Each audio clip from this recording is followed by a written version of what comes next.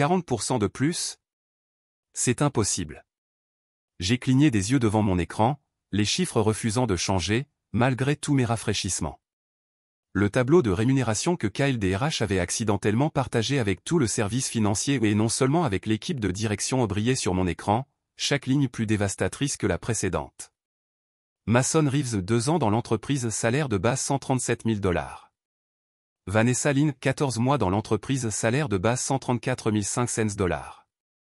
Tristan Adler 8 mois dans l'entreprise, salaire de base $142 000. Ils ont tous été formés par moi. Ils gagnent tous près de 40% de plus que mon salaire de $98 750, après 9 ans passés à bâtir l'infrastructure financière de cette entreprise à partir de rien. Les bruits du bureau s'estompèrent autour de moi, cliquetis des claviers, murmure des conversations, bourdonnement du système de ventilation toujours trop froid. Je parcourus à nouveau le document, la poitrine serrée en découvrant mon nom enfoui à la 3e page. Eleanor Avril 9 ans dans l'entreprise, salaire de base $98 750. 9 ans, d'innombrables semaines de 60 heures à résoudre des équations impossibles, à trouver des erreurs que personne d'autre ne pouvait voir, à créer des protocoles de conformité qui ont permis à l'entreprise d'économiser des millions, à former chaque personne qui gagnait désormais beaucoup plus que moi. J'ai jeté un coup d'œil à Mason, qui riait à l'écran, probablement un autre mème sur les crypto-monnaies. Mason, qui me demandait encore comment régler correctement les comptes fournisseurs malgré 2 ans de service, et qui gagnait près de $40 000 de plus que moi. L'avis de rappel de Kyle est arrivé 3 minutes plus tard, mais c'était trop tard.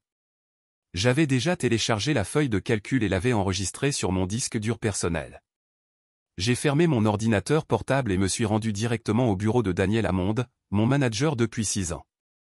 Je n'ai pas pris de rendez-vous ni envoyé de message, j'ai juste frappé 2 fois et je suis entré. Lorsqu'il leva les yeux de son bureau, il demanda « Eleanor, quelque chose d'urgent ?» Il eut l'audace de paraître agacé par l'interruption. Je plaçai mon ordinateur portable devant lui, ouvert sur le tableur. J'ai besoin de comprendre ça, ma voix sonnait étrangement, maîtrisait mes creuses. Le regard de Daniel se posa sur l'écran, puis revint sur moi. Le léger élargissement de ses pupilles me révéla tout. Il savait exactement ce que j'avais découvert. Il ferma mon ordinateur portable et se renversa dans son fauteuil, les doigts croisés. « Eleanor, tu sais que je ne peux pas discuter de la rémunération des autres employés. » « Je ne parle pas de leur rémunération, » ai-je dit. « Je parle de la mienne. » J'ai rouvert l'ordinateur portable. 9 ans, Daniel. 9 ans à construire tous les systèmes financiers sur lesquels repose cette entreprise. J'ai formé tous ces gens qui gagnent aujourd'hui 40% de plus que moi. Comment est-ce possible? Il laissa échapper ce soupir de « manager », si particulier, parfaitement calibré pour vous faire sentir déraisonnable. Le marché a beaucoup changé depuis votre embauche, Eleanor. La politique de l'entreprise concernant l'entrée sur un nouveau marché est telle que votre rémunération a été fixée dans un contexte économique différent. Alors ajuste-le, dis-je. Ce n'est pas si simple, il y a des groupes, des structures, des politiques. Il haussa les épaules ou il haussa les épaules en fait. C'est à prendre ou à laisser. Mes mains tremblaient, mais pas de peur, c'était tout autre chose. J'aimerais demander une révision formelle de mon indemnisation. Je peux soumettre la demande, répondit-il, mais franchement, elle sera refusée. Nous venons de terminer les évaluations annuelles le trimestre dernier, vous avez reçu votre augmentation habituelle de 3%. Il jeta un coup d'œil à sa montre. Y avait-il autre chose? Ce soir-là, je n'ai pas pleuré, ni crié, ni appelé ma sœur Meredith pour évacuer ma frustration. Au lieu de cela, j'ai ouvert mon ordinateur portable sur la table de la cuisine et commencé à écrire. Au fait, je suis Eleanor Avery, 34 ans, le genre de personne qui classe son étagère à épices par ordre alphabétique et code couleur son placard. Le genre de personne à qui on a toujours dit qu'elle était méticuleuse et soucieuse du détail, un terme générique pour dire on va te donner du travail jusqu'à ce que tu craques, parce que tu es trop responsable pour laisser les choses échouer. Laissez-moi m'arrêter un instant avant d'aller plus loin, pourriez-vous prendre quelques secondes pour me dire d'où vous regardez dans les commentaires? Je veux savoir que mon histoire vous est parvenue où que vous soyez, et si vous vous êtes déjà senti sous-estimé, n'hésitez pas à laisser un cœur ou quelque chose comme ça, car ce que je vais vous raconter a tout changé pour moi, et peut-être pour vous aussi. J'étais donc là, assis à ma table de cuisine, un verre de cabernet de supermarché à la main, en train de rédiger le document le plus important de ma carrière. J'ai commencé par une simple chronologie de mes 9 années au sein de l'entreprise. 2014 embauché comme analyste financier, construit le premier système de reporting automatisé qui élimine 30 heures de travail manuel par semaine. 2015 promu analyste principal, restructuré le processus de compte client, réduisant les recouvrements en cours de 42%. 2016 création du cadre de conformité fiscale qui a passé un audit fédéral sans aucun résultat, le premier audit propre de l'histoire de l'entreprise. J'ai tout documenté, chaque crise évitée, chaque dollar économisé, chaque système construit, chaque personne formée qui gagnait désormais plus que moi. J'ai travaillé toute la nuit, porté par une lucidité glaciale que je n'avais jamais connue auparavant. À l'aube, j'avais rédigé une analyse de 43 pages intitulée « Le coût de la mémoire institutionnelle, une analyse détaillée de ma valeur pour l'entreprise ». Sur la dernière page, j'ai calculé le montant exact que j'avais économisé l'année précédente, 267 459 $, par rapport à l'ajustement que j'aurais dû recevoir pour aligner mon salaire sur celui du marché, 39 500 $. Le calcul n'était pas compliqué. J'ai imprimé le document et je l'ai fait relier par un professionnel dans un café ouvert 24h24. Puis je suis rentré chez moi, j'ai pris une douche et j'ai enfilé ma tenue la plus chère, une jupe crayon anthracite et un chemisier crème que je m'étais acheté après ma dernière promotion 3 ans plus tôt. À mon arrivée au bureau, je me suis dirigé directement vers celui du PDG Garrett Wilson. Son assistante, Tara, n'était pas encore à son bureau, il n'était que 7h15, alors je me suis glissé dans son bureau vide et j'ai déposé 3 documents au centre, ma lettre de démission, une lettre d'offre d'un cabinet concurrent qui me courtisait depuis des mois, proposant 145 000 $ plus avantages, et mon analyse reliée en cuir. Puis je suis allé à mon bureau et j'ai commencé à travailler comme si de rien n'était. À 9h30, mon téléphone a sonné ou le poste de Garrett. « Eleanor, pourriez-vous venir à mon bureau, s'il vous plaît ?» Sa voix était tendue. J'ai pris mon temps pour rassembler mon carnet et mon stylo, et j'ai traversé le bureau d'un pas posé où l'on murmurait déjà que la feuille de calcul avait fuité. Je sentais leur regard se poser sur moi, mais je gardais le regard fixé vers l'avant. En entrant dans le bureau de Garrett, je n'y ai pas trouvé que lui, mais aussi Daniel, Kyle DRH et Vanessa Chen, la directrice des opérations. Mon analyse était ouverte sur le bureau de Garrett. « Fermez la porte, s'il vous plaît, Eleanor, » a dit Garrett. À 57 ans, il avait le calme inné de quelqu'un à qui on n'a jamais dit non. Je suis resté debout même lorsqu'il m'a fait signe de la chaise. « Nous avons examiné votre document », commença-t-il en tapotant la couverture en cuir. « Je dois dire qu'il est très complet. »« Merci », ai-je dit d'un ton neutre. « Il semble y avoir un malentendu concernant les indemnisations, qu'il faudrait régler. » Kyle DRH intervint, légèrement en sueur à la naissance des cheveux. « Pas de malentendu, répondis-je. Je travaille ici depuis 9 ans et j'ai formé 5 personnes qui gagnent désormais beaucoup plus que moi. Quand j'ai soulevé le problème, on m'a répondu que c'était la politique de l'entreprise. Je prends simplement une décision commerciale sur la base des informations fournies. » Daniel se tortilla, mal à l'aise. « Eleanor, si vous nous aviez laissé le temps d'examiner votre demande. »« Je l'ai fait pendant 9 ans, ai-je répondu en me tournant vers Garrett. La dernière partie de mon analyse comprend un plan complet de transfert de connaissances, chaque processus, contact, solution de contournement et vulnérabilité du système qui existe exclusivement dans ma tête, classé par impact sur le service. Vous le trouverez très détaillé. Vanessa Chen, restée silencieuse, prit enfin la parole. Vous avez manifestement beaucoup réfléchi à la question, Eleanor. Que faudrait-il pour que vous reveniez sur votre démission? Garrett se pencha en avant. J'avais anticipé cette question. Ma valeur marchande est clairement établie par votre propre structure de rémunération et par mon offre concurrente. Mais ce n'est pas qu'une question d'argent, c'est 9 ans de sous-évaluation malgré des contributions avérées au succès de cette entreprise. J'ai marqué une pause, laissant le silence devenir inconfortable. J'aurais besoin d'un ajustement de mon salaire à 150 000 $, d'une compensation rétroactive pour la disparité de l'année précédente sous forme de prime, et d'une révision formelle des pratiques de rémunération dans toute l'entreprise pour remédier à des inégalités similaires. Kyle eut un hoquet de surprise. Daniel regarda ses chaussures. Garrett m'observa longuement. « Tu réalises que ta question est très inhabituelle, dit-il. Il en va de même pour la construction de toute votre infrastructure financière et la formation de la mienne. Remplacement avec 40% de réduction pendant 9 ans. » L'horloge accrochée au mur de Garrett résonna bruyamment dans le silence qui suivit. Devant les parois vitrées de son bureau, je voyais des gens faire semblant de ne pas regarder. Finalement, Garrett acquiesça. Donnez-nous 24 heures pour préparer une réponse formelle. J'ai récupéré mon carnet. Ma démission prend effet dans 2 semaines. Le plan de transfert de connaissances que j'ai défini nécessite un délai minimum de 60 jours. Vous avez 24 heures pour décider si ce délai mérite d'être comblé. Alors que je me retournais pour partir, Vanessa reprit la parole. Eleanor, par simple curiosité, qui t'a fait cette offre concurrente? Je me suis arrêté devant la porte. Horizon Financial Solutions. Ils sont dirigés par Catherine Walsh. J'ai laissé planer cette idée, Catherine Walsh, qui avait quitté cette même entreprise 5 ans auparavant après avoir subi le même traitement que moi. Catherine Walsh, qui avait depuis créé un concurrent qui nous volait nos clients depuis 2 ans, m'a dit qu'ils comprenaient enfin ce qu'ils allaient perdre. Je suis retourné à mon bureau, le cœur battant, mais le pas assuré. Je sentais le changement de pouvoir vibrer dans l'air autour de moi. Pour la première fois en 9 ans, je n'étais plus seulement Eleanor, l'architecte financière fiable. J'étais Eleanor, la force sur laquelle il fallait compter et il le savait. Alors que je m'asseyais, mon téléphone s'est allumé et j'ai reçu un message de Catherine, « C'est toi qui l'as fait ?» J'ai répondu, « Oui ». Sa réponse est venue instantanément, « Ils ont perdu, nous avons gagné. On dîne ce soir pour fêter ça. » J'ai souri en posant mon téléphone. La véritable victoire ne résidait pas seulement dans le fait de me défendre après 9 ans de sous-estimation, mais dans ce qui allait suivre. Car le secret que je n'avais pas inclus dans mon analyse était le plus précieux de tous.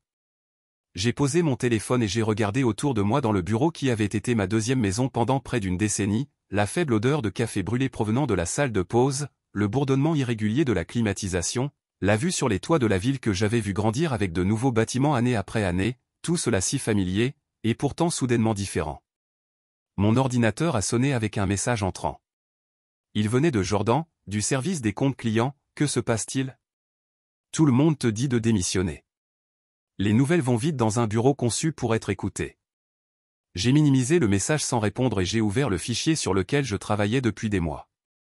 Pas mon analyse, mais toute autre chose. Quand j'ai dit avoir tout documenté pendant ces 9 années, je pensais vraiment tout. La première transaction irrégulière avait attiré mon attention 18 mois plus tôt, un paiement fournisseur qui ne correspondait à aucun bon de commande approuvé, suffisamment faible pour passer inaperçu, 13 875 $ à un cabinet de conseil dont je n'avais jamais entendu parler. Je l'ai signalé à Daniel, qui l'a rejeté comme ayant été préapprouvé par la direction. J'ai reçu la même réponse lorsque j'ai signalé le suivant, puis le suivant. Après le 3e rejet, j'ai commencé à tenir un journal séparé, transactions sans justificatif, fournisseurs avec des boîtes postales et sans site web, paiements effectués avec une régularité exemplaire chaque trimestre, en légère augmentation à chaque fois. Au bout de 6 mois de comptabilité secrète, le schéma était indéniable, quelqu'un détournait les fonds de l'entreprise via de faux comptes fournisseurs. Les montants étaient calculés avec précision pour éviter de dépasser les seuils d'audit, on commençait petit et on augmentait juste assez chaque trimestre pour établir une tendance qui ne déclencherait pas d'alerte si on la normalisait par rapport à la croissance de notre chiffre d'affaires. C'était vraiment élégant, une opération financière fantôme qui avait détourné plus de 2,7 millions de $ au cours des 3 dernières années. C'était le document que Catherine désirait vraiment. C'est pourquoi elle me courtisait depuis des mois, me proposant un salaire à la hauteur de ma valeur car elle soupçonnait ce que j'avais confirmé, l'image financière irréprochable de notre entreprise reposait sur une fraude soigneusement montée. Mon téléphone fixe a sonné, me surprenant. « Eleanor, pouvez-vous venir dans la salle de conférence ? Nous aimerions poursuivre notre conversation. » 3 heures, il n'avait eu besoin que de 3 heures, pas de 24. J'arrive tout de suite. En entrant dans la pin room où les salles de conférence de notre entreprise portent des noms d'arbres, quelle originalité j'y ai trouvé Garrett, Daniel, Vanessa et maintenant Thomas Whittaker, notre conseiller juridique en chef. Veuillez vous asseoir, a indiqué Garrett d'un geste la chaise vide en face de lui. Il semblait ne pas avoir dormi, alors que c'était à peine l'après-midi. Je m'assis, posant mon carnet et mon stylo précisément devant moi. Nous avons examiné vos demandes, commença Garrett, et sommes prêts à vous proposer une rémunération révisée. Thomas fit glisser un document sur la table. Je pris mon temps pour le lire, conscient que 4 paires d'yeux m'observaient. Ajustement salarial à 155 000 $, en vigueur immédiatement. Une prime de rétention de 45 000 $. Un nouveau titre, directeur principal des opérations financières. Un siège au comité exécutif de direction. Tout ce que j'avais demandé, et plus encore, la contre-attaque désespérée de personnes qui prenaient soudain conscience de leur vulnérabilité. J'ai fermé le document et levé les yeux. C'est acceptable. Merci.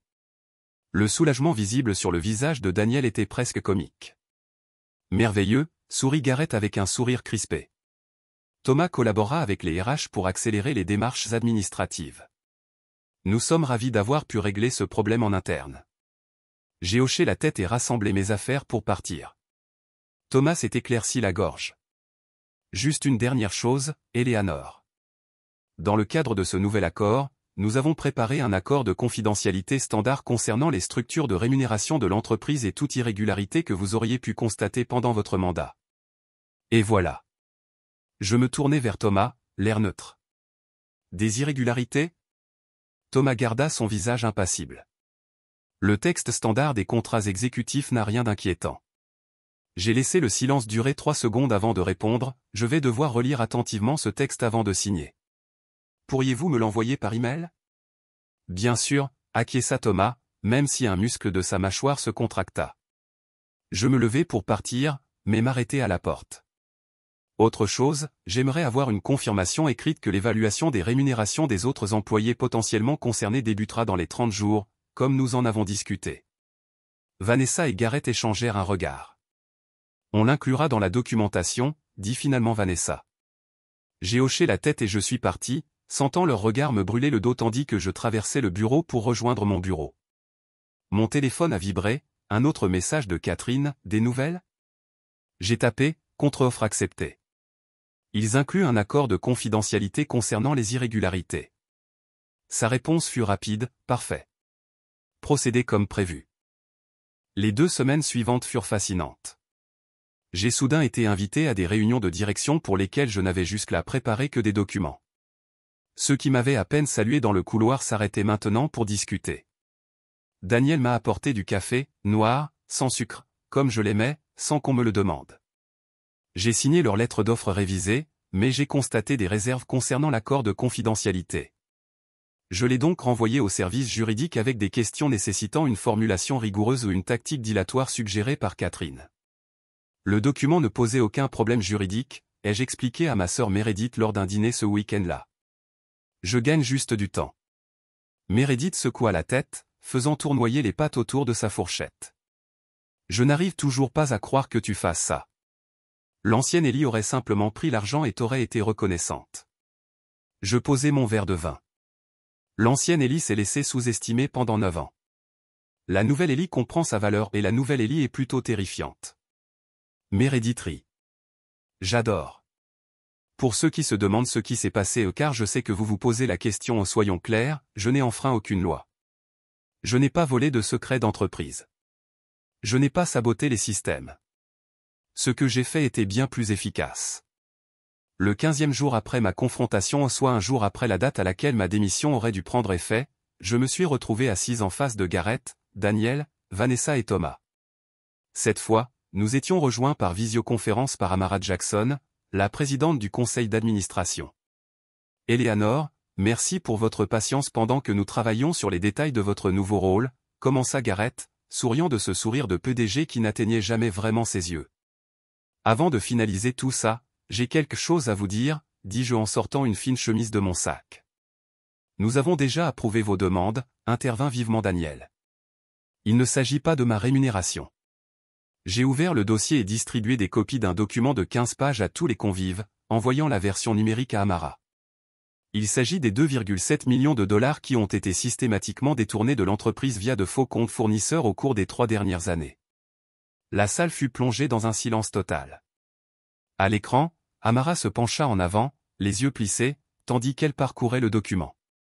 J'ai détaillé les schémas de transaction, les sociétés écrans impliquées, et j'ai retracé les fonds jusqu'à leur destination finale, ai-je gardé une voix calme et professionnelle. J'avais initialement signalé ces incohérences à Daniel il y a 18 mois, mais on m'a dit qu'elles avaient été approuvées par la direction. Tous les regards se tournèrent vers Daniel, dont le visage était devenu blême. Il doit y avoir une erreur, balbutia-t-il. Pas d'erreur, ai-je poursuivi. J'ai vérifié chaque transaction. Le schéma est devenu clair après avoir suivi les 12 premiers paiements. Ce qui n'était pas clair, c'était qui était derrière. J'ai ouvert mon rapport à la page 12. L'argent a été soigneusement réparti entre cette société à responsabilité limitée différentes, toutes liées à une holding appelée Pinewood Venture. J'ai marqué une pause. Une holding enregistrée au nom du beau-frère de Thomas Whittaker. L'expression de Thomas ne changea pas, mais ses jointures blanchirent là où ses mains agrippaient la table. C'est absurde, dit-il d'un ton neutre. Je n'ai jamais entendu parler de Pinewood Venture. Peut-être pas par nom, ai-je convenu, mais la signature autorisant les documents de formation correspond à la signature sur votre certificat de mariage avec Claire Whittaker. Né Peterson, votre beau-frère Jordan Peterson a signé les deux. À l'écran, la voix d'Amara a brisé la tension. Madame Avery, ces allégations sont extrêmement graves. Pourquoi nous les signaler plutôt qu'aux autorités? Je la regardais à travers la caméra. Parce que je crois qu'il faut donner à cette entreprise la possibilité de régler la situation en interne d'abord. La fraude est sophistiquée, mais contenue. Elle semble n'impliquer qu'un petit nombre d'individus, et non une corruption systémique. Ce que je n'ai pas dit, c'est que Catherine avait conseillé cette approche, laissez-les croire que vous leur rendez service. Elle m'a dit, donnez-leur juste assez de latitude pour se pendre. Je vais devoir appeler notre avocat externe, dit Amara, en prenant déjà son téléphone. Thomas se leva brusquement. Cette réunion est close jusqu'à ce que les représentants légaux de toutes les parties soient présents. Assieds-toi, Thomas, dit doucement Garrett, sans jamais quitter des yeux les documents devant lui. Eleanor, depuis combien de temps compilez-vous ces informations? 18 mois se sont écoulés depuis la première fois où j'ai signalé un paiement irrégulier et où j'ai été ignoré. Daniel avait l'air d'être malade. Je n'ai jamais? Tu n'as jamais posé de questions. J'ai terminé à sa place. Tu n'as jamais enquêté.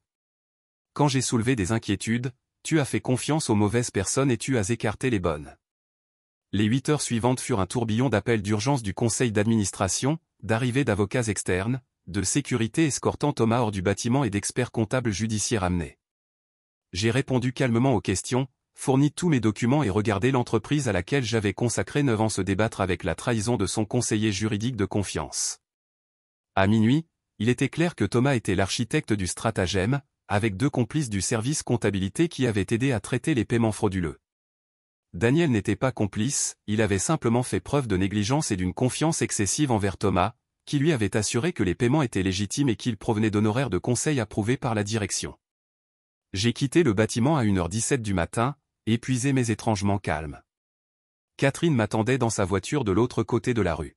« Comment ça s'est passé ?» demanda-t-elle tandis que je me glissais sur le siège passager.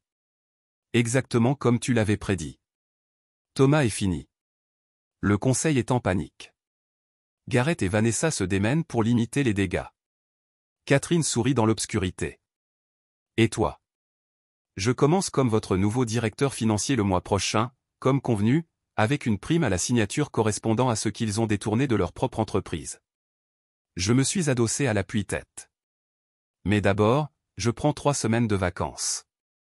Je n'ai pas eu de vraies vacances depuis 9 ans. Que s'est-il passé ensuite?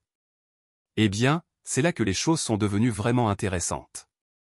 L'entreprise a tenté de taire le détournement de fonds, mais ces informations finissent toujours par se savoir. Quelques jours plus tard, Thomas et ses complices étaient poursuivis au pénal. Daniel a été placé en congé administratif dans l'attente d'une enquête interne sur ses manquements à la supervision. Le conseil d'administration a fait appel à un cabinet indépendant pour réaliser un audit complet de tous les systèmes financiers ou des systèmes que j'avais créés et que je connaissais parfaitement. 2 jours avant mon entrée en fonction dans l'entreprise de Catherine, Garrett m'a appelé personnellement.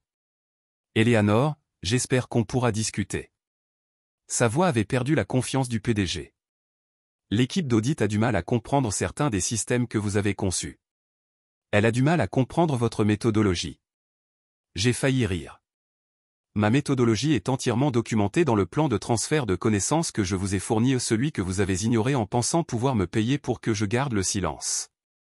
Nous sommes prêts à vous proposer des honoraires de conseil pour vous accompagner dans cette transition. Fixez votre prix. Mon prix, ai-je répété. Mon prix était juste, pour 9 années de fidélité et d'expertise.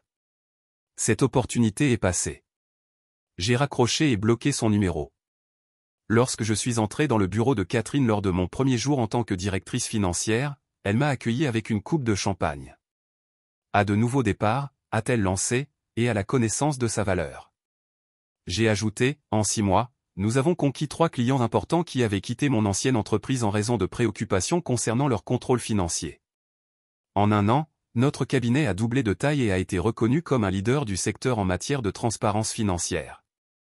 J'ai mis en place une structure de rémunération transparente à l'échelle de l'entreprise, garantissant un salaire égal pour un travail égal, quelle que soit la date d'embauche. Chaque trimestre, j'examinais personnellement les données salariales afin d'identifier et de corriger toute disparité émergente. Quant à mon ancien employeur, il a survécu au scandale, mais ne s'en est jamais complètement remis. Garrett a finalement été démis de ses fonctions par le conseil d'administration, Vanessa est partie pour un poste dans une entreprise plus petite, Daniel a été rétrogradé à un poste non managérial après que l'enquête a conclu à une négligence, mais non à une infraction pénale. L'entreprise a été rachetée 2 ans plus tard pour une fraction de sa valorisation précédente. Parfois, je me demande si les choses auraient été différentes s'il m'avait simplement accordé une juste valeur dès le début, si Daniel avait enquêté dès mes premières inquiétudes concernant des paiements irréguliers, si Garrett avait instauré une culture de transparence plutôt que de secret. Mais je ne m'interroge pas longtemps, car en vérité, je suis exactement là où je suis censé être. Alors si vous regardez ceci et que vous vous sentez sous-estimé, ignoré ou tenu pour acquis ou que ce soit au travail, dans une relation ou ailleurs dans votre vie, souvenez-vous de mon histoire. Rappelez-vous que connaître sa valeur n'est pas égoïste, c'est nécessaire. Vos connaissances institutionnelles, votre dévouement, vos compétences, tout cela a une valeur réelle et tangible. Parfois, c'est à vous de calculer cette valeur et de présenter la facture. Si cette histoire vous a interpellé, n'hésitez pas à cliquer sur « J'aime » et à vous abonner. Partagez dans les commentaires si vous avez déjà dû vous affirmer. Je lis chaque commentaire et j'aimerais connaître votre expérience. Et si vous connaissez quelqu'un qui a besoin d'entendre ce message, partagez cette vidéo avec lui.